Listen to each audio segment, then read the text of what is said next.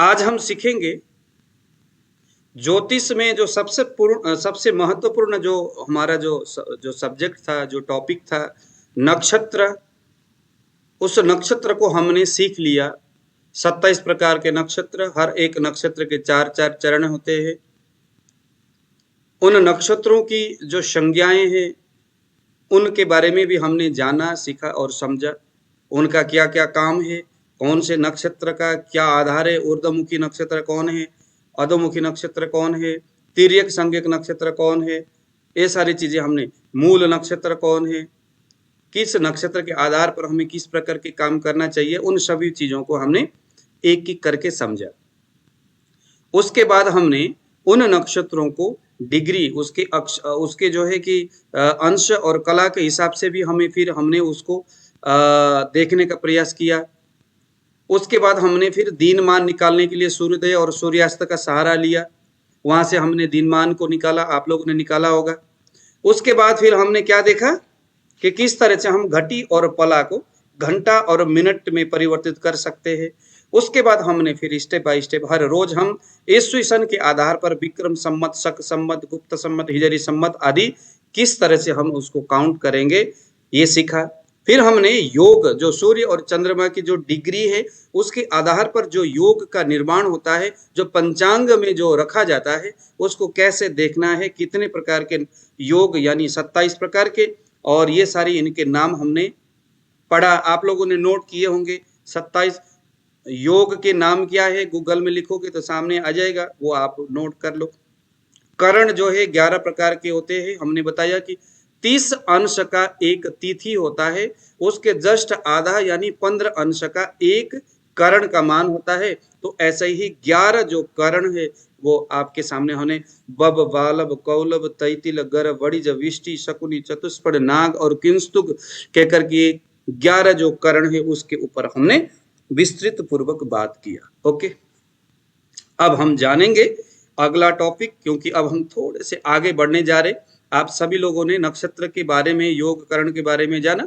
अब हम, चूंकि हमारा मेडिकल एस्ट्रोलॉजी है, हमने ज्योतिष को पढ़ना है, ज्योतिष को सीखना है। अब इस ज्योतिष में राशि का बहुत बड़ा महत्व रहता है, तो आज हम उसी राशि के बारे में समझेंगे कि राशि बेसिकली है क्या चीज, और उस राशि के आधार पर हम किस प्रकार से किसी भी व्यक्ति के कुंडली देखते वक्त हम कैसे सावधानी बरतते, हमारे दिमाग में किस तरह की बातें राशि के संदर्भ में होनी चाहिए। तो इसके संदर्भ में आज हम, आप इसको ध्यान से सुनिएगा। ये मत सोचना कि मेरा बाद में वीडियो मिल जाएगा, उसको देखूंगा तब मैं समझूंगा, अभी कोई बात नहीं, क्लास को चलने दो।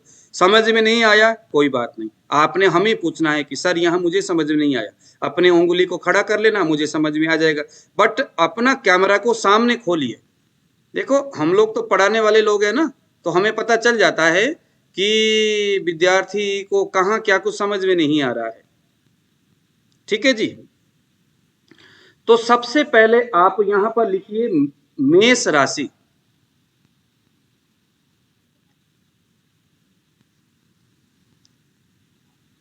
जैसे हमने कहा था कि एक नक्षत्र में 4 चरण होते हैं। उन 4 में से हम लोगों ने कल परसों सीखा था ना, 9 चरण के आधार पर एक राशि होता है। पढ़ा था ना कल परसों हम लोगों ने। एक भाव में बीच में ही आकर के आप लोगों को थोड़ा सा मैंने समझाने का प्रयास किया था। मैंने 12 भाव बनाया था, 12 खाने, और उसमें से फर्स्ट नंबर में जो पहला जो भाव था, खाना जो था, उसको मैंने मेष बोला था। उस मेष में देखना जरा, अश्विनी, भरणी और कृतिका का एक चरण मैंने बताया था। देखो जरा, एक राशि में 9 चरण होते हैं, देखा था ना। तो उस 9 चरण, ठीक है, एक राशि में कितना चरण, 9 चरण। उस 9 चरण पहले से आप देखो जरा, गिनिए जरा, चू, चे, चोला, अश्विनी, ली, लू, ले, लो, भरणी, की, कृतिका का ओ, यह शब्द आ गया। ओ बाबू में से ओ फर्स्ट वर्ड आ गया, यह मेष राशि हो गया। आप जरा अपने वहां पर भी इसी तरह से आप इसको लिखिए, इस तरह से बनाइए। ये आ गया। वो लड़का कहाँ गया बाहर? अच्छा, नहीं नहीं चलो कोई बात। मेष राशि है। मेष का अगर हम नंबर लिखेंगे तो 1 जो नंबर है वो मेष राशि के लिए है, और नक्षत्र ये 1 नंबर मेष हो गया, और नक्षत्र इसका कौन सा है? आप कोई बताएगा मुझे कौन कौन से नक्षत्र है इसके? हाँ जी, कौन? किसके गुरु जी? हाँ, मेष राशि का। मेष राशि अश्विनी भरणी कृतिका। अश्विनी भरणी कृतिका अच्छा नमस्कार, ठीक है। रोहिणी। हाँ, आने के बाद एक सेकंड भाई साहब, मेरे एक विद्यार्थी। हाँ जी ठीक है, हाँ खुश रहो, जाइए आप आराम से। सस्ती ठीक है, दवाई जब खत्म हो जाए तो मुझे। हाँ ठीक है ठीक है ठीक है, अच्छा ठीक है। अच्छा, मेष का 1 हो गया है ना जी। मेष जो है इस राशि का 1 नंबर वाला राशि है। जहां भी आपको इस तरह के जो 12 खाने वाला कुंडली होगा, आप मुझे देखो बहुत भारी किसी एकदम, मतलब कि क्या बताऊं मैं, इस तरह से मुझे पढ़ाना पड़ रहा है आप लोगों को ना, क्योंकि आप लोगों का बेसिकली ज्योतिष बेस नहीं है ना, ज्योतिष का बेस नहीं ना है आप लोगों का। तो इस तरह से खाना वाला आपके सामने अगर कहीं भी कोई कुंडली लेकर आएगा, वहां पर नंबर लिखा हुआ रहता है, और अगर 1 कहीं पर भी लिखा हुआ होगा, कहीं भी लिखा हो 1, उसका मतलब मेष समझना चाहिए। कहीं भी लिखा हो, वो मेष जो है कहीं भी लिखा हुआ हो सकता है, किसी भी खाने में मेष लिखा हो, उसका मतलब है, 1 का मतलब है, कहीं भी अगर 1 लिखा रहेगा इसका मतलब क्या है? क्या कहेंगे? मेष। मेष। और मेष कहते ही इस का मालिक का नाम दिमाग में घूमना चाहिए। मालिक का नाम है, लिखिए, मंगल। मंगल है। मंगल जो ग्रह है वो मेष राशि का मालिक है।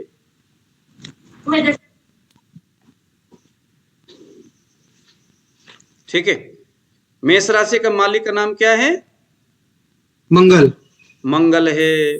तो कहीं भी अगर हम जब मेष राशि की बात करेंगे तो दिमाग में यह 1 नंबर और मंगल ग्रह, ये दिमाग में बैठ जानी चाहिए। ठीक है, अब मेष जो है यहां पर लिखिए उदय, यहां पर ऊपर लिखिए उदय।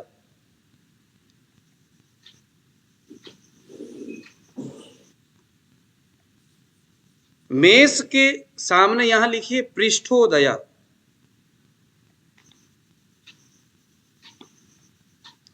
यहां लिखिए पृष्ठोदय। पृष्ठोदय का मतलब पीछे से उदय होने वाला।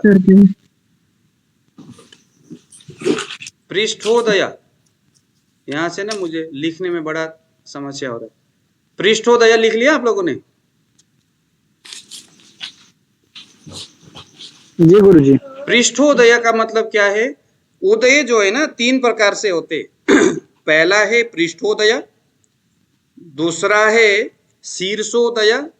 पृष्ठोदय मतलब पीछे से उदय होने वाला, पीछे से आने वाला, पीछे से गति करने वाला। शीर्षोदय का मतलब है आगे से गति करने वाला, आगे से आने वाला। और उभयोदय का मतलब होता है दोनों ओर से आने वाला, दोनों ओर से गति करने वाला। जो राशि है, अभी हम जिनके नाम यहां लेंगे, जो शीर्षोदय राशि है वो उत्तम मानी जाती है। शीर्षोदय जो राशि है वो उत्तम है। जो पृष्ठोदय राशि, जो पीछे से उदय होने वाला पृष्ठोदय, उसे क्रूर संज्ञक माना गया है। क्रूर। शीर्षोदय जो राशि है, उस राशि में बैठा हुआ ग्रह, ध्यान से सुनना और नोट भी करते जाना, इसकी जरूरत कहां पड़ती है? इसकी जरूरत कहां पड़ती है? मान लीजिए कि आपका जन्म कुंडली है, और हाँ जी साने इंडिया बोलिए। गुरुजी ये थोड़ा सा फिर से बता दीजिए पृष्ठोदय के बाद। मैं बता रहा हूं, देखो 3 उदय है। पृष्ठोदय का मतलब है पीछे से उदय होने वाला, शीर्षोदय का मतलब है आगे से उदय होने वाला, उभयोदर का मतलब है आगे और पीछे दोनों ओर से उदय होने वाला, हम कह सकते हैं। ये राशि का एक वो है। अब इसका उदाहरण, इसका काम क्या है, मतलब पृष्ठोदय जान के हम क्या करेंगे, किस लिए जानना है। आशा कुमारी जी, सानी इंडिया, ध्यान से सुनना। अगर कोई ग्रह पृष्ठोदय राशि में बैठा है, कहाँ बैठा है, पृष्ठोदय राशि में बैठा है, तो वह जो राशि है वो क्रूर संज्ञक राशि है। मान लीजिए कि किसी का राहु है, राहु का दशा चल रहा है और गोचर में यानी ट्रांजैक्शन में वो मेष राशि में आ गया, तो मेष राशि कौन सा है, पृष्ठोदय राशि है। तो पृष्ठोदय होने के वजह से मेष राशि भी क्रूर संज्ञक है और राहु भी क्रूर ग्रह है। तो क्रूर ग्रह क्रूर संज्ञक राशि में जब चला जाता है तो उस व्यक्ति के जीवन में बड़ा ही एक क्रूर व्यवहार होता है। उसके मन में, उसके बुद्धि में एक प्रकार का क्रोध, क्रूरता, जल्दी से गुस्सा करना, जल्दी से, है ना, किसी के बात न मानना, शरीर में पित्त की वृद्धि होना, हम समझ सकते। पित्त जो है वो क्रूर संज्ञक दोष है। समझ में आया? जय गुरु जी। जो शीर्षोदय राशि है, शीर्षोदय राशि, अभी हम सभी को नाम हम लेते जाएंगे कौन सा राशि शीर्षोदय है, बट आप ऊपर नोट में लिखिए जो शीर्षोदय राशि है वो एकदम उत्तम होता है,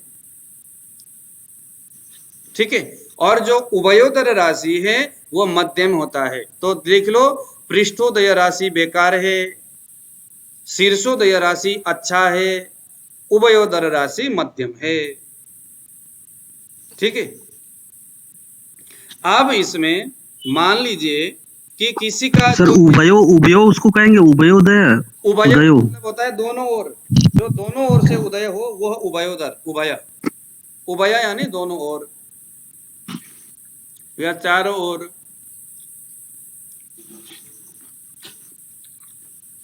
इसी के संदर्भ में अब आप एक चीज और लिख लो। मान लीजिए कि आपके कुंडली में अभी बृहस्पति का दशा है, अथवा आपके कुंडली में अभी चंद्रमा का दशा चल रहा है। ध्यान से सुनना। अब चंद्रमा का जो दशा है वो 10 वर्ष का होता है। आप ज्योतिषी हो, आपके पास एक यजमान आया अथवा कोई रोगी आया, आप मेडिकल एस्ट्रोलॉजी पढ़ रहे हो, उसको बोला कि सर ऐसा है, बहुत परेशान हूं मैं, तो मेरे कुंडली देखिए, मेरे भाग्य देखिए।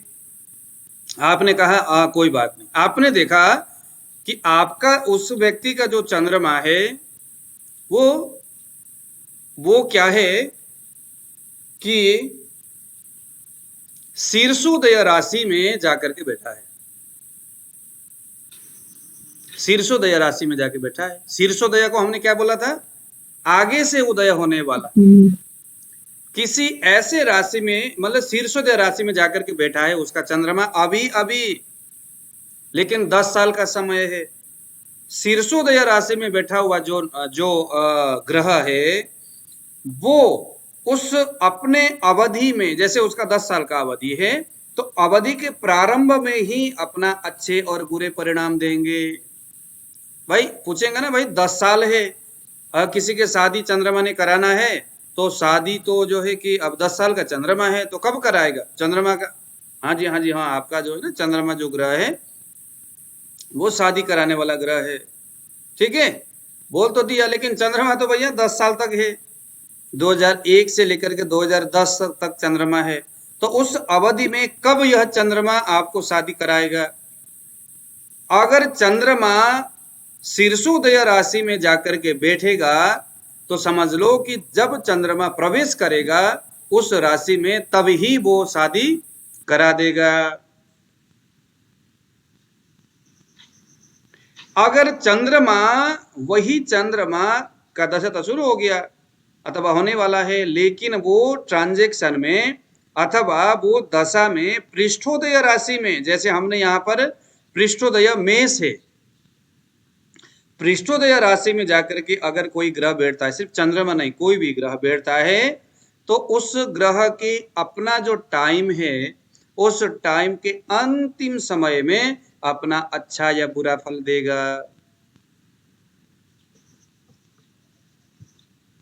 और जो उभयोदय राशि में बैठा हुआ जो ग्रह है, वो अपने समय के मध्य समय में अपना फल देगा, अच्छा या बुरा।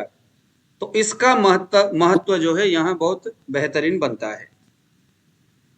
गुरुजी इसको प्रत्यंतर में देखना पड़ेगा या फिर महादशा में? महादशा में भी, प्रत्यंतर में भी, गोचर में भी, कहीं भी देखिए तो यह चीज दिमाग में बैठाना चाहिए। कहीं भी जब सवाल आएगा, कहीं भी आएगा, कहीं भी जब सवाल आएगा कि कब होगा, कुछ भी होगा, शादी होगा, मौत होगा, या किसी का गाड़ी खरीदना होगा, कब होगा, तो वो तब होगा, इसके हमने बताया। अगर वो शीर्षोदय राशि में बैठा है तो उस ग्रह के टोटल जो अवधि है उसके प्रारंभ में देगा।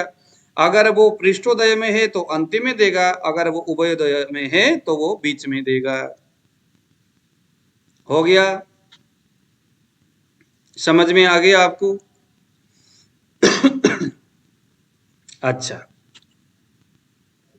अब हम आगे क्या सीखेंगे, इसको आगे समझ में? हाँ गुरुजी, जैसे चंद्र और शनि ये किस में आएंगे गुरुजी? हाँ, चंद्र और शनि किस में आएंगे? अरे भैया आप नहीं समझे, कोई भी ग्रह इन राशि में होगा तो लिखिए जरा, मेष राशि पृष्ठोदय है, ऊपर लिखा आपने मेष राशि को पृष्ठोदय लिखा। अब लिखिए जरा जी वृष, गुरुजी। मेष और वृष पृष्ठोदय राशि है, मेष और वृष पृष्ठोदय राशि है। पृष्ठोदय मतलब जो पीछे से उदय होता है। मालिक कौन है वृष का गुरुजी? हाँ एक सेकंड, हाँ वो भी बताना है ना। शुक्र। हाँ, ये मेष मैंने एक लिख दिया, वृष यानी 2। अरे इसको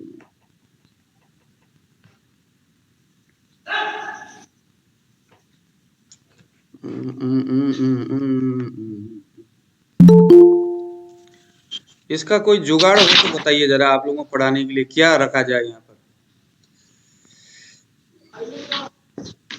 ब्लैक बोर्ड। बोर्ड ही अच्छा रहता है गुरुजी। बोर्ड सबसे बेहतर होगा।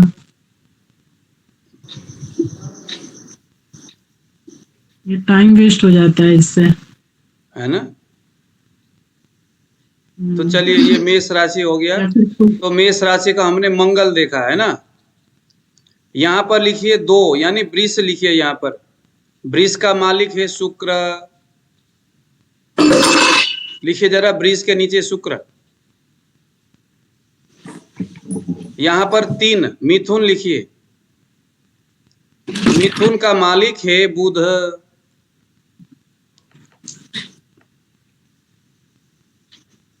यहाँ पर लिखिए 4, 4 मतलब क्या? उदय क्या होगा गुरुजी मिथुन का? अभी मैं बताऊंगा उदय, तो पहले ये राशि इसका मालिक लिखा जाए ना। 4 मतलब चंद्रमा, मतलब कर्क, कर्क का कर्क राशि है, उसका मालिक है चंद्रमा। 5 मतलब सिंह, 5 मतलब सिंह, सिंह का मालिक क्या है? सूर्य। ठीक है। 6 मतलब कन्या, कन्या का मालिक क्या है? बुध। बुध। देखो अब बुध जो है 3 का भी मालिक है और 6 का भी मालिक है। 7 मतलब तुला, तुला का मालिक है शुक्र। अब देखो जरा, 2 का मालिक भी शुक्र और 7 का मालिक भी शुक्र है।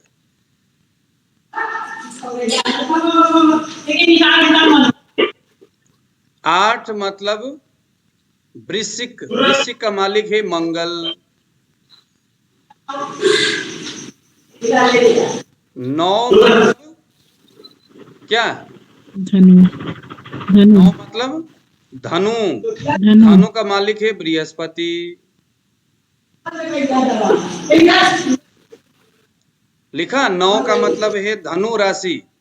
धनु राशि का स्वामी है बृहस्पति। 10 का मतलब है मकर, मकर राशि। मकर। मकर राशि का मालिक का नाम क्या है? शनि। शनि। अब आया 11वां राशि। तो 11वां राशि जो है कुंभ राशि है, उसका मालिक भी शनि है। ठीक है। अब यहां आ गया जी 12 राशि।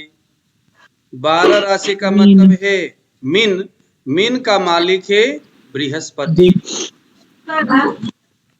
ठीक है।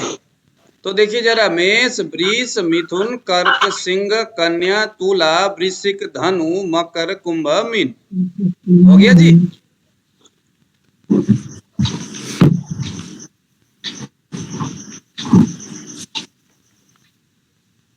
अच्छा, जी। अब यहाँ मेष राशि के सामने लिखिए यह पृष्ठोदय राशि है। पृष्ठोदय का मतलब क्या हुआ? पीठ के बल। पीछे हाँ। और जो पृष्ठोदय राशि का फल देते हैं, क्रूर संज्ञक राशि। क्रूर संज्ञक राशि है। और फल कब देते हैं? अंतिम में, लास्ट में। अंतिम में। अगर मान लो कि आपके कुंडली में कोई ग्रह किसी ग्रह का दशा चल रहा है और वो मेष राशि में बैठा है, उसका दशा शुरू होने वाली है, तो हम क्या समझेंगे कि इसका जो राशि है, राशि में बैठा हुआ है, तो इसका फल यह हमें कब देगा?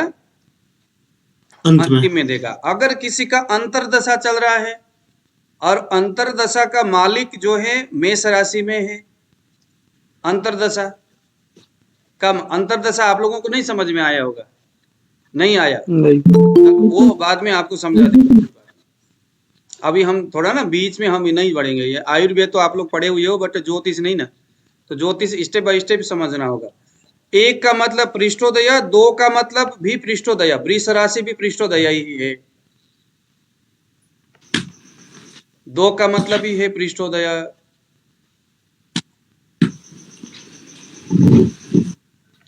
3 का मतलब है उभयोदय। अब उभयोदय कब फल दे रहा है? मध्य में। बीच में, मध्य में।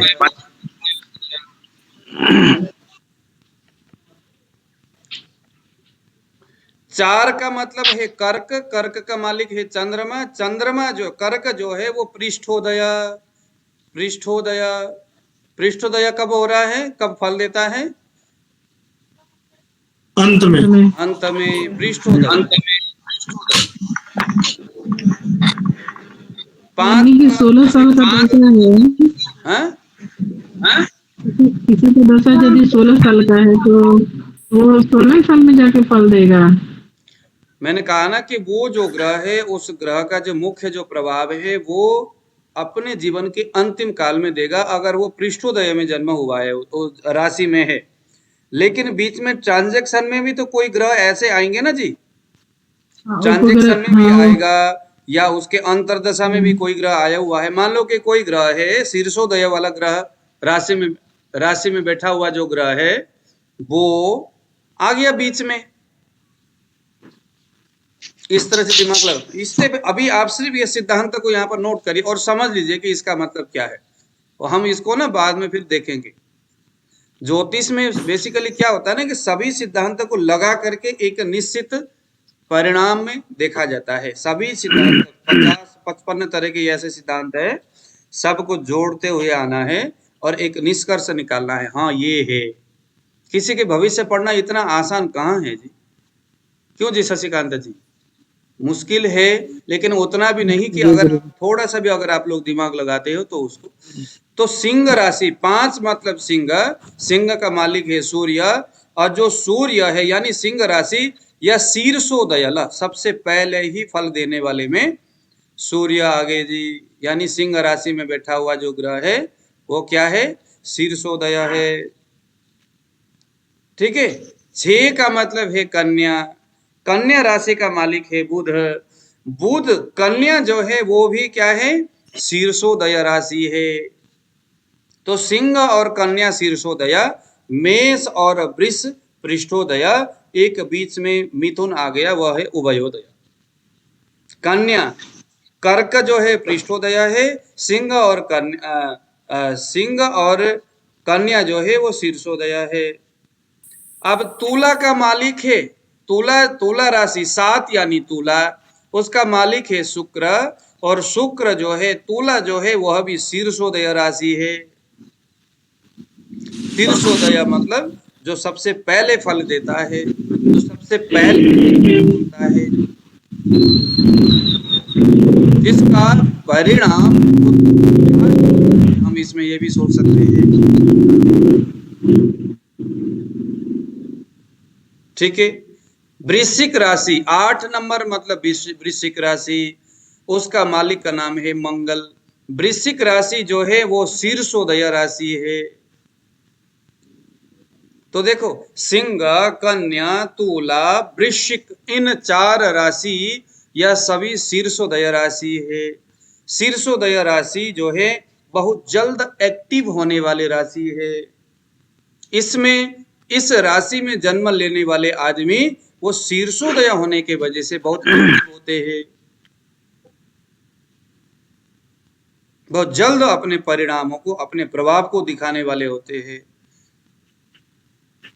लेकिन पृष्ठोदय राशि जो है वो थोड़ा सा बाद में अपने परिणाम को दिखाएंगे।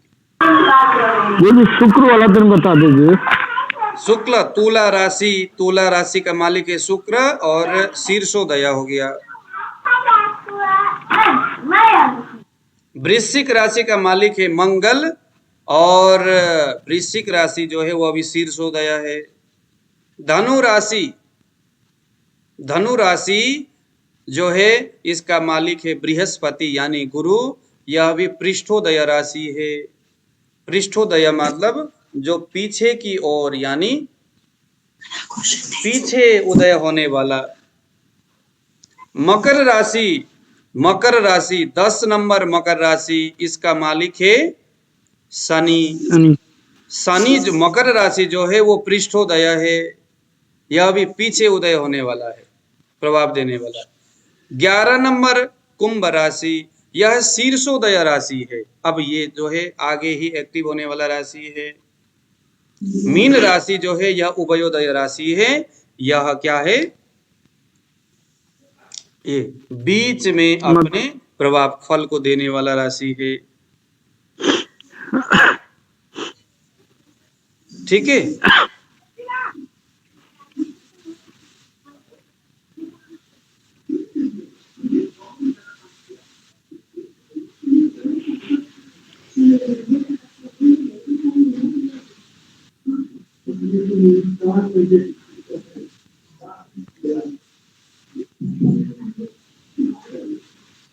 अब दिवा और रात्रि बलि समझते हैं राशियों का।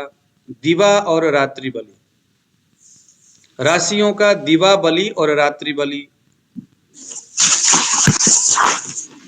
लिखिए जरा, जहां पर ये 1 2 3 4 लिखा हुआ है ना, आपने रात्रि बलि लिखना है वहां जहां 1 2 3 4 9 10 लिखा है ना राशि, वहां आपने लिखना है रात्रि बलि। यहाँ पर ये रात्रि बलि हो गया एक, यानी मेष राशि रात्रि बलि है। रात्रि बलि का मतलब ये रात के समय में बलवान होते हैं। ये कौन कौन गुरुजी? रात्रि बलि का मतलब है कि रात्रि के समय में बलवान होते हैं। रात के समय कौन कौन में राशि? रात्रि का मतलब है रात। हाँ जी, कौन कौन राशि बोले अभी? 1 2 3 और 2 3 4 और 9 और 10।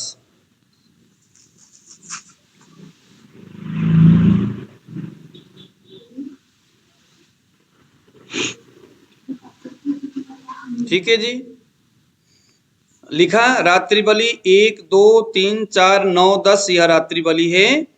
बाकी के बचा हुआ 5 6 7 8 11 और 12, यह जो है दिवा बलि है। अब इसका प्रयोजन क्या है, क्योंकि बिन प्रयोजन तो बात होती नहीं है। क्यों इस रात्रि और दीपावली को देखना है? रात्रि बलि में सूर्य बड़ा बलवान होगा। जो रात्रि बलि वाला जो राशि है, जब भी कभी सूर्य उस राशि में आएगा तो क्या समझना चाहिए कि यह रात्रि बलि वाला राशि है। सॉरी, चंद्रमा। रात में चंद्रमा बलवान होते हैं और दिन में सूर्य बलवान होते हैं। रात्रि बलि वाले राशि में अगर चंद्रमा आएगा तो चंद्रमा बलवान होगा। चंद्रमा सभी तरह से कमजोर है, लेकिन इन रात्रि बलि वाली एक यानी मेष राशि, वृष राशि, मिथुन राशि, कर्क राशि, धनु राशि, मकर राशि में अगर वो चंद्रमा बैठा है तो चाहे कितने भी कमजोरी क्यों ना हो, वो इस रात्रि बलि के वजह से, क्योंकि रात्रि में चंद्रमा बलवान होता है और दिन में सूर्य बलवान होता है, इस आधार पर रात्रि बलि वाले राशि में बैठा हुआ चंद्रमा उतना कमजोर नहीं होगा। दीपावली यानी सूर्य जो है दिन में उदय होते हैं, तो ऐसा राशि जो दीपावली वाला है, जैसे सिंह राशि, कन्या राशि, तुला राशि, वृश्चिक राशि, कुंभ और मीन राशि, यह क्या है? दीपावली वाले राशि है। इन राशि में जब भी कभी सूर्य आएगा, चाहे वो ट्रांजैक्शन में आए या जन्म के समय में, इन राशियों में सूर्य अगर हो तो हम क्या समझेंगे कि यह भैया दीपावली वाला राशि है।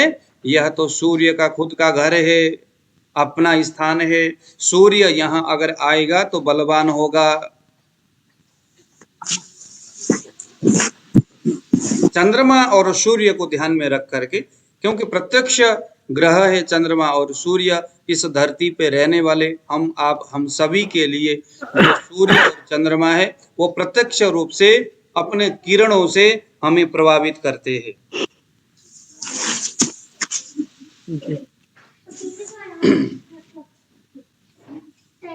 ठीक है, अब लिखिए जरा उसी जहां पर आपने 1 लिखा है ना, मेष राशि वाले जगह में, आज का ना यह चीज बहुत महत्वपूर्ण है। ये बहुत ही ज्यादा हर जगह ये चीजें काम में आती है।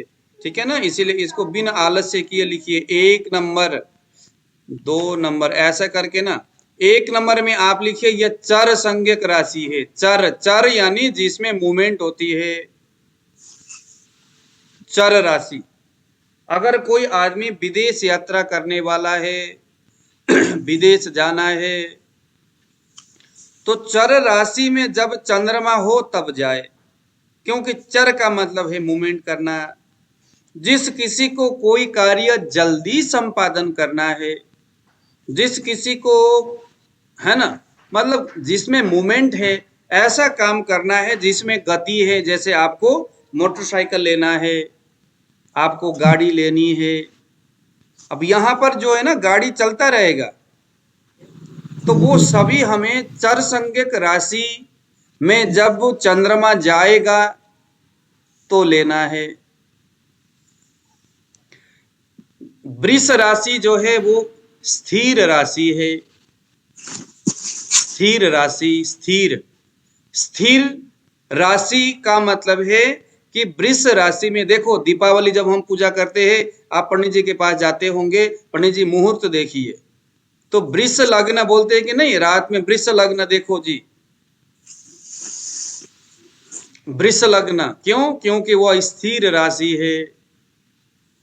तो वृष लग्न में लक्ष्मी पूजा करते हैं। क्यों? क्योंकि वह राशि जो है वृष है, और वृष लग्न का मतलब है कि उस वक्त चंद्रमा वृष राशि में होता है।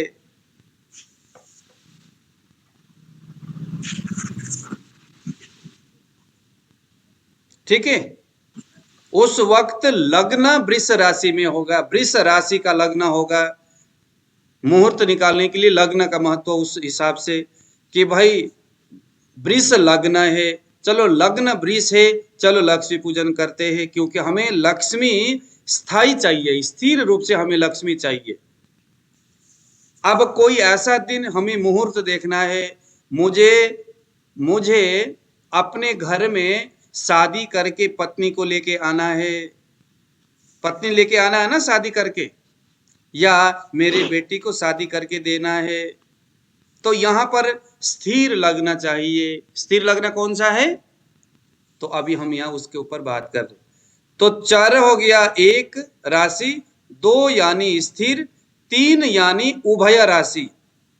उभय राशि, जो उभय राशि होता है वो पहले आधा भाग में स्थिर का प्रभाव दिखाएगा और अंतिम के आधा भाग जो है वो चर का प्रभाव दिखाएगा। उभय राशि। चर राशि जिसमें मूवमेंट हो, जो मूवमेंट वाली हमारी अवधारणा, जिसमें जैसे जैसे क्या क्या कर सकते हैं हम, गाड़ी लेना, हॉस्पिटल खोलना, आप सभी लोग डॉक्टर हो, हॉस्पिटल खोलना चाहिए हमें। अब आप अपने दिमाग लगाइए, यहाँ चर चाहिए या स्थिर चाहिए, कौन बताएगा? चर चाहिए गुरुजी, चर चर चर। चर क्यों चाहिए? यहाँ तो स्त्री चाहिए ना सर। गुरुजी यहाँ दोनों चाहिए क्योंकि हॉस्पिटल हमें ज्यादा समय तक और चर के लिए चाहिए ज्यादा से ज्यादा पैसे। दोनों कैसे होगा भैया? दोनों मतलब अच्छा होके बाहर जाना चाहिए, सुनील जी बिल्कुल है ना? अच्छा बोल रहे सुनील जी। बेसिकली यहाँ पर ना हमारी जो अवधारणा है वो यहाँ पर स्पष्ट होता है कि आप आपका चिकित्सा का लेवल क्या है, आप जो चिकित्सक हो उसका लेवल क्या है। जो ये चाहता है कि मेरे पास जो आ जाए, बस मेरे यहाँ टिके रहे, कभी ठीक ना हो वो तो ये कहेगा कि भाई स्थिर लगना चाहिए। अच्छा, जो कहेगा कि नहीं नहीं मेरे पास जो आया है वो ठीक होके जाए, वो कहेगा हाँ जी चर लगना चाहिए। तो अब आप खुद देख लो कि कौन सा होनी चाहिए। स्थिर का मतलब जहां पर आकर के टिके रहे, जैसे पत्नी है शादी करके संबंध बना रहे, इसके लिए स्थिर लगना अच्छा है। गुरुजी हॉस्पिटल का जो इस्टेब्लिशमेंट है उसके लिए तो स्थिर चाहिए, हाँ उसमें स्थिर चाहिए। तो पेशेंट के है उसके लिए चर चाहिए गुरुजी। हाँ,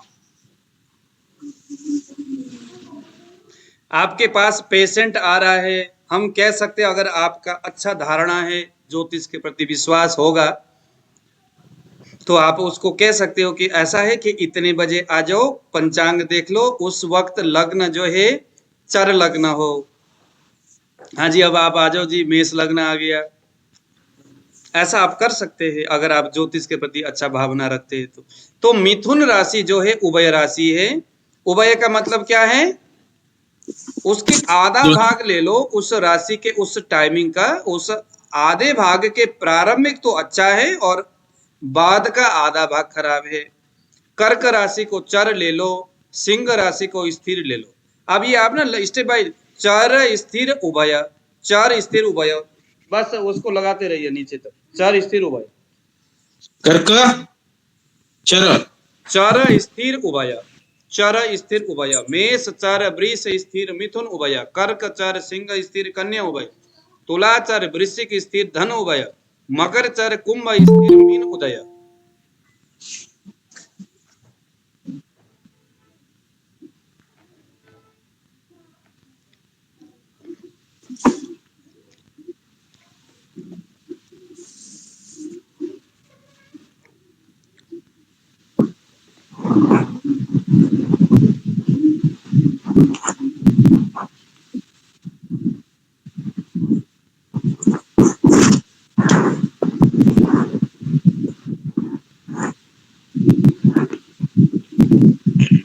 बारह हो गया। ठीक है, जी गुरुजी। अब मेष से लेकर के नीचे तक द्वार वही गर्भ, द्वार वही गर्भ लिखते जाइए। द्वार यानी घर के चौखाटा, जो आपका घर का मेन गेट है। वही यानी घर के बाहर, गर्भ यानी घर के अंदर। फिर से बोलिए सर। द्वार यानी घर का गेट। नहीं आप जो बोले ना वो पहले से बोलिए। मतलब मेष के नीचे देखो, वो लिखना है क्या? सबसे पहले मेष में लिखिए द्वार, द्वार। वृष में लिखिए वही, वही मीन्स बाहर, मिथुन यानी गर्भ, इसको आप एक बार लिख लो। तो वही द्वार वही गर्भ, नीचे तक स्टेप बाय स्टेप करिए। मेष यानी द्वार, वृष यानी वही, मिथुन यानी गर्भ, कर्क यानी द्वार, सिंह यानी वही, कन्या यानी गर्भ, तुला यानी द्वार, वृश्चिक यानी वही, धन यानी गर्भ, मकर यानी द्वार, कुंभ यानी वही, मीन यानी गर्भ। इसको ना रट्टा नहीं लगाना है, इसको अभ्यास करना है। मतलब कि ये करते करते अगर हम हर रोज भी, हाँ जी आशा जी क्या कह रहे? गर्भ मतलब क्या होता है? घर के अंदर? अंदर, घर के अंदर। अब इसकी आवश्यकता कहाँ पड़ती है, मैं बता रहा हूँ। आपके पास कोई आदमी आया और पूछा कि सर मेरे घर में कुछ चोरी हो गया है। हालांकि मेडिकल एस्ट्रोलॉजी में इसकी जरूरत नहीं है, लेकिन चूंकि पढ़ते हुए जा रहे तो चलो ये भी समझते चलो। आपके घर में कोई चोरी हो गया, पंडित जी के पास जब, अगर एस्ट्रोलॉजर के पास कभी जाओगे, सर ऐसा है गोल्ड चोरी हो गया, कहाँ गया, घर के अंदर है या बाहर है या कैसा है? अगर वो द्वार वाला है, इसका मतलब है कि आपके कहीं दीवारों में कहीं है। वही का मतलब है वो घर से बाहर चला गया, कोई ले गया। गर्भ का मतलब है कि वो घर के अंदर है कहीं। अब चाहे बेड में है, चाहे तकिया के नीचे है, चाहे जेब में है, कपड़े में है, कहाँ है ढूंढो। मिलने का उपाय बता दीजिए, क्योंकि बहुत सारा चीज खोता रहता है, परेशान हो आपको जाते हैं। रिमोट वाला लगाइए, आजकल मिलता है एक तकिया जैसा। गुरुजी ये द्वार वही गर्भ, और एक बार बोलिए। द्वार, मेष यानी द्वार, वृष यानी वही, मिथुन यानी गर्भ। नहीं वो नहीं, अभी जो आप बोले द्वार मतलब घर के बाहर है क्या? मतलब गेट, द्वार, द्वार। हाँ तो कालिदास का एक कथा सुने नहीं, अस्य कपाटम द्वारम देहि, इसके कहानी नहीं, सुना है आप लोगों ने? तो द्वार मतलब घर के बाहर मिलेगा क्या ये गायब हुई चीज? मतलब है द्वार, गेट का मूल बाहर होता है ना, द्वार, इसे द्वार बोलते हैं, गेट। हाँ, वही यानी बाहर। अस्य कपाटम द्वारम देहि। कालिदास की कहानी सुना है आप लोगों ने? कालिदास जी जो है पहले बहुत मूर्ख थे, सुने होंगे आप लोग। इतना बड़ा पेड़ में चढ़ता और पेड़ के पीछे बैठ करके मतलब कि इधर बैठता और इधर टहनी काटता, इतना मूर्खता कहते। बहुत भयानक मूर्ख था। और उस दिन उसने क्या किया, एक दिन विद्युत्तमा नाम के एक राजा की, भोज नाम का एक राजा थे, उनकी बेटी का नाम है विद्युत्तमा, उनसे शादी हो गया। शादी होने के बाद मतलब ऐसे वो बड़े विद्वान थी, तो उनको किसी ने कह दिया। एक शादी का एक किस्सा है। हाँ जी, शादी का भी एक किस्सा है गुरुजी, वो जो उनके बीच शास्त्रार्थ होता है उसका भी एक कहानी है। हाँ, वो शास्त्रार्थ की कहानी है। मैं तो ये दूसरी कहानी, वो शास्त्रार्थ वाली कहानी से शादी वाली किस्सा बन गई ना। किसी ने कह दिया, एक्चुअली विद्युत्तमा जो है बहुत विद्वान थी, तो उसमें बड़ा अभिमान घमंड था इसके ऊपर कि मैं विद्वान हूँ। तो उनमें से किसी एक के मन में आया कि इतने विद्वान है, इसको मैं ऐसा इसके पति में दिलवाऊं जो कि पटमूर्ख हो, एक नंबर का। तो रास्ते में जा रहा था ऐसे लड़का ढूंढते हुए, तो उसको रास्ते में कोई एक बंदा मिला जो पेड़ के ऊपर बैठा हुआ है और टहनी के साइड इधर बैठ करके यहाँ काट रहा है। कहता यार इससे बड़ा जिस डाल कौन होगा? बैठा गुरुजी उसी डाल को काट रहे थे। उसको काट रहा था। ठीक है, तो गुरुजी वहाँ पर बैठने के लिए सुविधा होगा ना? गुरुजी वहाँ बैठने के लिए सुविधा होगा, इसलिए तो अच्छा। फिर उसके बाद आप जरा नीचे की ओर उतर जाओ। फिर कुल मिलाकर के उससे शादी होती है और ये कालिदास लेके आता है, और घर के अंदर विद्युत्तमा और बाहर ये, अंदर से उसने गेट लगा रखा है। ध्यान से सुनना ये बात, इंसान में ना, इंसान में यही तो बात है, ध्यान से सुनना। गेट अंदर से उसने लगा रखी है और बाहर से कालिदास जो है एक ऊंट में चढ़ के आया हुआ रहता है तो वो बोलता है उट्र, उष्ट्र शब्द होना चाहिए, लेकिन वो उट्र बोलता है। मतलब उट्र है मेरे पास, इसको मैं अंदर ले जाना है। तो जैसे ही उट्र यह शब्द तो सुनते ही उसको लगा कि अरे ये तो एक नंबर का पट्टमूर्खा है। सर आवाज डबल डबल आ रही है। यहाँ पर ना किसी ने आप सभी लोग ऑडियो बंद करेंगे, ऑडियो बंद करिए, ऑडियो बंद कर दीजिए सब। सभी लोग ऑडियो बंद करिए, सुनील कुमार जी भी बंद करिए। हाँ, अब क्या है, अंदर से आवाज आया, अस्य कश्चित वाग विशेषा। बहुत इंटरेस्टिंग ये वर्ड है, अस्य कश्चित वाग विशेषा। कालिदास ने अस्य कश्चित वाग विशेषा, कालिदास बोलता है अस्य कपाटम द्वारम देहि, इस घर के कपाट को खोलो। द्वारम, अस्य कपाटम द्वारम देहि, तो द्वार का मतलब क्या हो गया, कपाट हो गया। अभी यहाँ पर द्वार शब्द से आया। तो वो लड़की अंदर से बोलती है अस्य कश्चित वाग विशेषा, ऐसी कौन सी जरूरी पड़ गई कि मैं आपके लिए अभी द्वार खोलूं। तो उसको बड़े फिर खोल करके उसको बहुत सारे गाली, मतलब उसको बहुत ऐसी बातें बता दिया कि तू इतना पटमूर्ख है, मूर्ख है, कह करके कहते उसको लात से धक्का मारा। फिर ऊपर से नीचे लुढ़कता हुआ आया और नीचे काली माता का एक मंदिर था, वहां पर इसका जीभ में से ब्लड आया, माता जी के चरणों में लग गया। उसी वक्त माता जी प्रसन्न हो गई, प्रकट हो गई, आशीर्वाद दिया कि जा, आप जो है आज के बाद सबसे बड़े विद्वान बनकर के समाज में आप अपना नाम कमाओगे। उसके बाद फिर वो जो है ऊपर आते हैं वो, और उसके बाद फिर वही अस्य कपाटम द्वारम देहि, यह जो शब्द जो आता है ना, अस्य कश्चित वाग विशेषा, अस्य कश्चित वाग विशेषा। देखना इस 4 वर्ड से उसने बोला था ना अस्य कश्चित वाग विशेषा, कि ऐसी कौन सी मजबूरी आ गई कि आपके लिए मुझे दरवाजा खोलना पड़ेगा। तो इस 4 वर्ड से उसने 4 महाकाव्य रच दिया, और हर महाकाव्य के पहले श्लोक के आगे वही शब्द रख दिया। देखिए, अस्य कश्चित वाग विशेषा, वाग ये जो शब्द है इससे उन्होंने रघुवंश महाकाव्य लिख दिया। वागार्थमिव संपृक्तौ वागार्थ प्रतिपत्तये जगतः पितरौ वंदे पार्वती परमेश्वरौ। वाग, अश्य, अश्य ऐसा मतलब मुझे वो याद नहीं है, मैंने रघुवंश तो अच्छी तरह से पढ़ा इसीलिए मुझे याद है। मतलब देखो, इतने बड़े बड़े रघुवंश महाकाव्य जैसे जो ग्रंथ है, उन्होंने अपने पत्नी के उस शब्द से आहत होकर के उन्होंने रच डाला।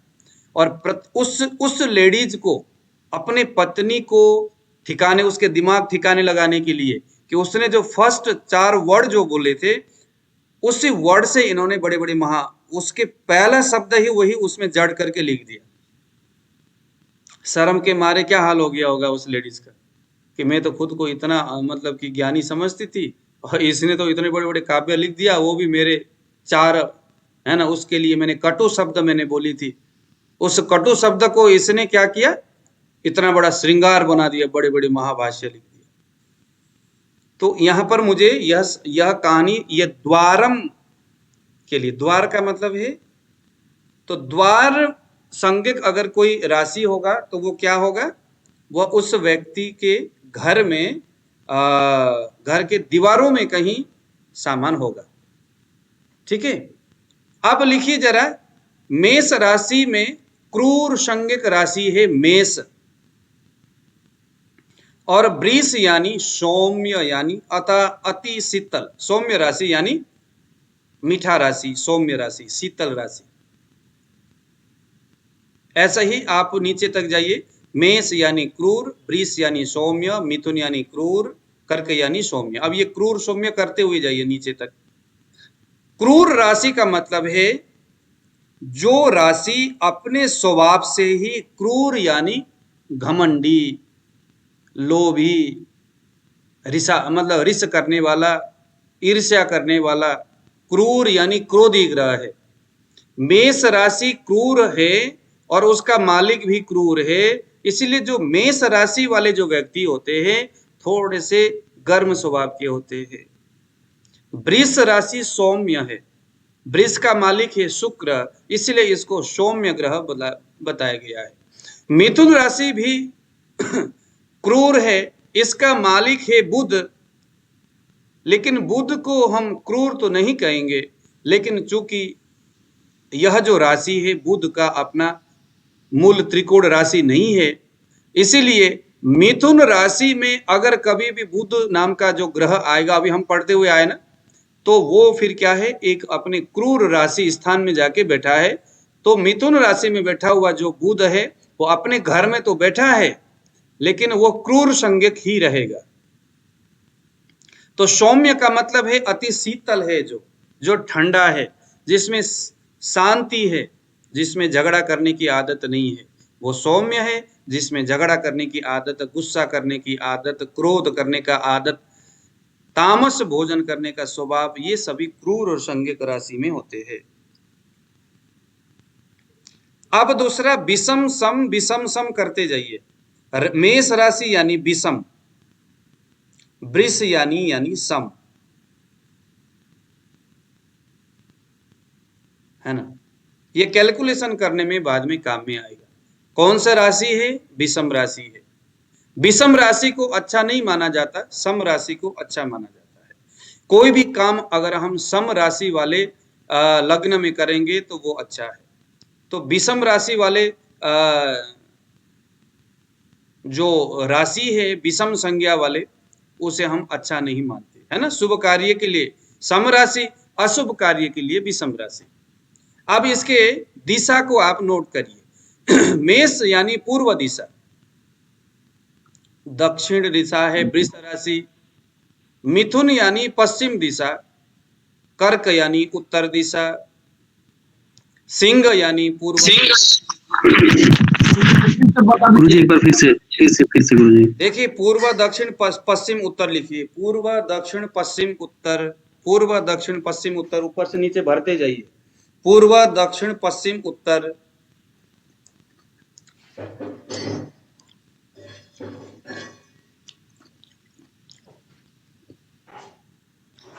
आपके बेटे के लिए बहू कहां से मिलेगी, किस दिशा में मिलेगी? तो जो ग्रह पूर्व दिशा संज्ञक राशि में जाके बैठेगा, धन चोर जो है संपत्ति चुरा के कहां चला गया, किस दिशा में गया होगा? गाय गुम हो गई, किसी के जानवर हो गई गुम, किस दिशा में गया होगा? कहीं तो हो जरिया, रास्ता तो मिले, ढूंढने के लिए किधर जाए? तो अगर पूर्व समय में लग्न में अगर मेष राशि होगा तो पूर्व दिशा में गया होगा।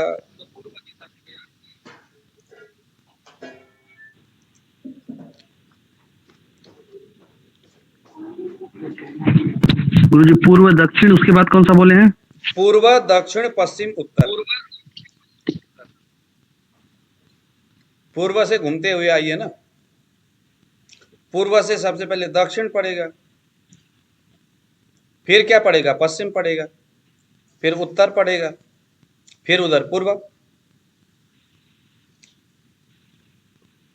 ठीक है जी। देखो जी, पश्चिम, सॉरी, ये वाला सम विषम वाला समझ थोड़ा नहीं है, इसको एक बार बता दीजिए। हाँ, सम विषम मतलब समझ में नहीं आया, थोड़ा बता दीजिए। कौन इसके पूर्व कौन दिशा अशुभ का? है? नहीं, सम विषम में कौन शुभ कौन अशुभ है लग्न?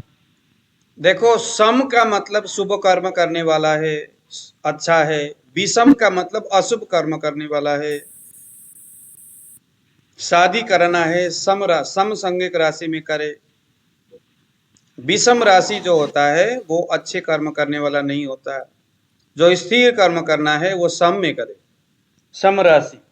हालांकि इसके और भी बहुत सारे प्रयोजन हैं, जैसे जैसे उसका टॉपिक आएगा वैसे वैसे आपके सामने वो बात रख दिया जाएगा। जय गुरु जी, ये जो आपने बताया है अभी, चर राशि, चर स्थिर उभय, चर स्थिर उभय, तो ये स्वभाव है गुरु जी? हाँ, स्वभाव है। मेष राशि का चर स्वभाव है। चर यानी मूवमेंट करना। हाँ गुरु जी। और ये चंद्रमा जो बताया, ये क्या बताया गुरु जी? देखो, अगर कोई भी राशि, कोई भी ग्रह चर संज्ञक राशि में जाते हैं तो उस ग्रह का जो प्रभाव है वो ज्यादा मूवमेंट वाला होगा। लग्न के संदर्भ में, जैसे आज आपको अगर मान लीजिए कि कोई एस्ट्रोलॉजर आपके पास मिले नहीं, या आप खुद ही एस्ट्रोलॉजर हो और किसी दिन आपको दुकान खोलना है, दुकान में सबसे पहले पूजन करनी है, तो पहले देखो कि कौन सा तारीख को है आपने करना है। अब उस तारीख में लग्न ढूंढो, स्थिर लग्न जो है उसको चिन्हित करो, स्थिर लग्न, उस लग्न में आप काम कर सकते हैं। उसमें चंद्रमा होना चाहिए गुरुजी। नहीं नहीं, चंद्रमा, उसमें लग्न होनी चाहिए, लग्न, अभी हम समझेंगे बाद में। लग्न चंद्रमा होना चाहिए। हाँ, नहीं नहीं, चंद्रमा का यहाँ कोई बात नहीं है। अच्छा गुरु, ये चंद्रमा फिर हम काट देते, एक लाइन पूरा चंद्रमा हाँ हाँ, वो लिखे हुए, चंद्रमा उसको को काट दो, चंद्रमा को काट दो। या तो चंद्रमा हम क्या करेंगे, अब जैसे मान लो कि आपके लिए लड़की ढूंढने जाना है सानी इंडिया, वैसे तो शादी हो ही गई जी आपका, गुरु जी। जी गुरु जी। या आपके लिए एक भैंस लेने हम जाएंगे, एक बढ़िया दूध देने वाली भैंस आपको चाहिए। अब किस समय वो भैंस खरीदने जाए? गुरु जी मैं जमीन के लिए कर रहा हूँ अभी तो। हाँ, तो जमीन के लिए आप जब पेपर में साइन करेंगे तो स्थिर लग्न में साइन करिए। जी गुरु जी। स्थिर लग्न में, अच्छा गुरु जी, ये जो लग्न का मतलब है जो 12 खाने होते हैं ना, कल परसों मैंने दिखाया था, वो 12 खाने में जी। सबसे ऊपर जहां मैंने 1 लिखा था ना, सबसे पहले खाने में, उसे हम लग्न बोलते हैं। वो मैं पढ़ नहीं पाया था गुरु जी, क्योंकि वो मेरा जो है नेटवर्क कमजोर था और मैं ड्यूटी का पैटर्न जो है थोड़ा सा चेंज हुआ था। कोई बात नहीं, अभी हमें वो उसके तो अभी लग्न शब्द तो बहुत जगह आएंगे, अभी आपको हम दिखा दिखा के। जी गुरु जी। और ये गुरु जी जो आप द्वार और ये बताया है, द्वार वही गर्भ, ये क्या है गुरु जी? जैसे ये चर जो है स्वभाव हो गया, तो द्वार वही और गर्भ देखो, क्या है? द्वार यह एक स्थिति है यार। जैसे मान लो कि आपने मोटरसाइकिल का छल्ला भूल गए, लगा लो। अब ऐसा नहीं कि ये हर जगह चिपकाना नहीं है इसको ये जो है हर जगह लगाना नहीं है, इसको कब लगाना है, कभी कभी जब आवश्यकता पड़े तो। मान लो कि आपके पास कोई आदमी आ गया और वो कहता है कि सर मेरे ये चीज गुम हो गया, कहाँ चला गया, अथवा मनोज जी की जो मिसेज है उनके जो है कि उनका एक पर्स गुम हो गया। अब पर्स कहाँ, घर के अंदर है, दीवारों में है, या घर के बाहर है? द्वार का मतलब है कि दीवारों में है कहीं, गर्भ का मतलब है नहीं, घर वो के तो अंदर। गुरु जी समझ में आ गया मुझे। बही का मतलब है बाहर है, बस यही है यहाँ पर, इस संज्ञक का मतलब यही है। हाँ गुरु जी, वो तो समझ में आ गया, लेकिन जैसे चर जो है वो एक स्वभाव है। द्वार, गर्भ, बही, यह एक वो स्थिति है, स्थिति उस राशि का एक स्थिति है। तो इसको भी उस राशि से देखेंगे गुरुजी? उस राशि से, उस राशि में अगर लग्न होगा, उस राशि का लग्न मेष लग्न होगा तो द्वार, द्वार में है, कहीं दीवारों में चिपका हुआ है, कहीं दीवारों में रखा हुआ है। और ये जो गुरु जी क्रूर सौम्य फल होगा गुरु जी? हाँ, क्रूर सौम्य फल हो गया। और जो सम विषम बताया गुरु जी, ये क्या है? स्थिति ये भी हो गई। हाँ, स्थिति, सम स्थिति, अवस्था, अवस्था, सम अवस्था, अवस्था होगी। जी गुरु जी। अब लिखिए जरा। और इसका फल हो गया अच्छा। अब लिखिए पुरुष और स्त्री राशि। मेष यानी पुरुष, वृष यानी स्त्री।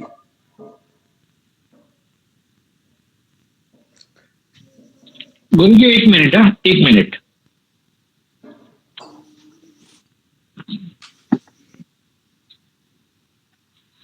मेष यानी पुरुष, वृष यानी स्त्री।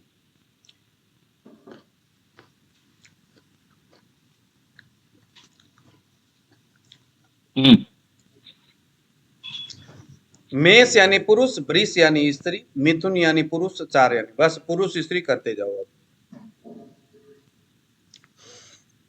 करते जाइए। मेष में पहले सबसे पहले पुरुष लिखिए, फिर पुरुष स्त्री करते जाइए। इसका प्रयोजन क्या है? मेष राशि है, ये पुरुष प्रधान राशि है। पुरुष आपके कुंडली में सारा अगर पुरुष प्रधान राशि में ही सभी ग्रह अगर बैठे हुए हैं, इसका मतलब है कि आपके शरीर में जो हार्मोन्स है वो पुरुष प्रधान हार्मोन्स है। बच्चे अगर होंगे तो वाई क्रोमोसोम की मात्रा थोड़ी ज्यादा बनेगी, पुरुष यानी बच्चा होने का संभावना ज्यादा बनेगा। आपके पत्नी प्रेग्नेंट है और उनके कुंडली में पुरुष प्रधान राशि में ट्रांजैक्शन में विंशोत्तरी ग्रह का जो ग्रह है उसका जो मालिक है, जो दशा है अभी का, वो चला गया। उसके पंचम स्थान में पुरुष प्रधान राशि है, वो बाद में हम सीखेंगे। पुरुष यानी कि पुरुष हार्मोन्स होने का संभावना, स्त्री यानी स्त्री हार्मोन्स होने का संभावना। चतुर्थ स्थान में पुरुष प्रधान राशि है, तो पुरुष के प्रति उसका मन का आकर्षण ज्यादा होगा। कुछ लोगों का शरीर पुरुष जैसा होता है लेकिन विचार स्त्री जैसा हो जाता है। मन में बातें नहीं टिकना, स्त्रियों में कैसे कैसे होता है बड़ा कोमल हृदय होना, है ना, और कोमल हृदय होना। और ज्यादा बोलेंगे तो यहाँ 2-3 और स्त्रियां हैं, वगैरह निकल जाएंगे वो भी तो नहीं बोलना चाहिए ना।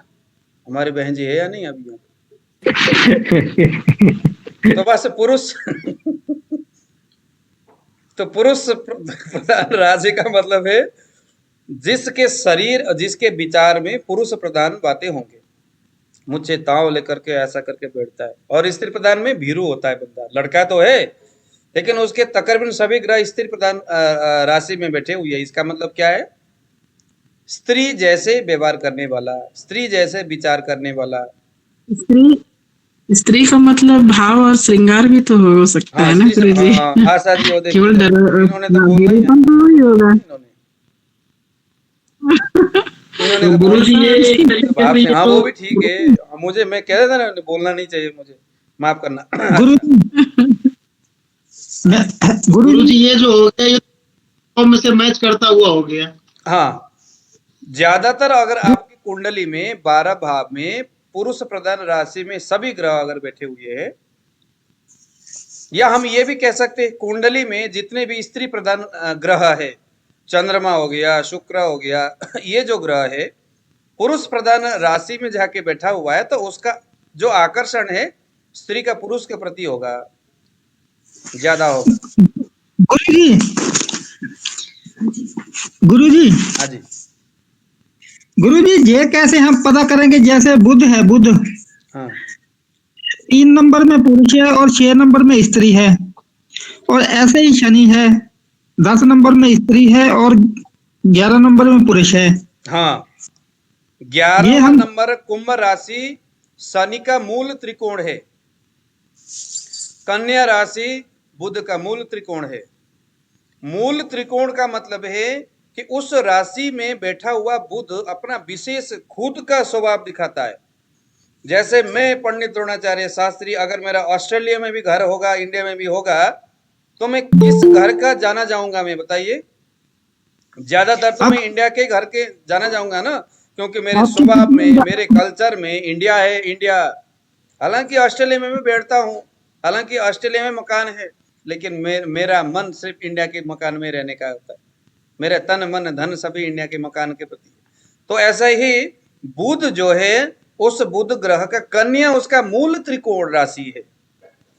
मूल त्रिकोण का मतलब होता है कि उस राशि में जब बुध बैठ जाता है तो मकर में बैठने से बेहतरीन बेनिफिट वो देने वाला होता है।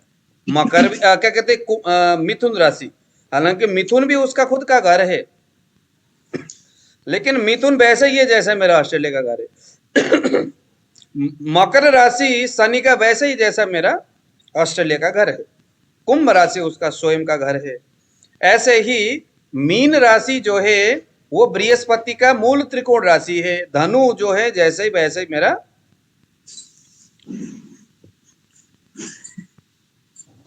ठीक है गुरु जी। ठीक है, ठीक है गुरु जी। तो आज 8:22 हो गया। अब आज का हमारा क्लास हम यहीं पर करेंगे। बंद। कल हम सही टाइम